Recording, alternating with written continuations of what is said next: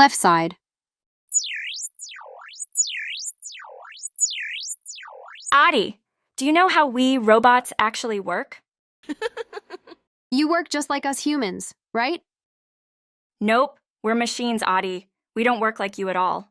Really? That's surprising. Yes, we have artificial intelligence, you know? Artificial what? Artificial intelligence. We're programmed to do things. We take in data, do some cool calculations, and then decide what to do based on the instructions given to us. Oh, but who gives you those instructions? Programmers like you, of course. But how do you do the calculations? We follow formulas just like solving math problems. It's difficult to understand what you are saying. Better I will discuss this with my teacher and friends. Good idea. They'll make it super easy to understand. Eve, we know how to store data and show it on the computer screen, right? Yep, we can do that. But what's the point of just storing information? What do we do with it? I was wondering that too. Hello, friends.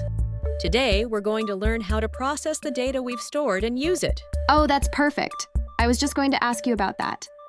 I knew you'd be curious. Let's say we want to add two numbers, 56 and 678. First, we'll store these numbers. Now, we'll write the formula for addition. But wait, we need to store the result, so let's rewrite the formula. The computer will solve the problem and put the answer in Z. Now let's print the result.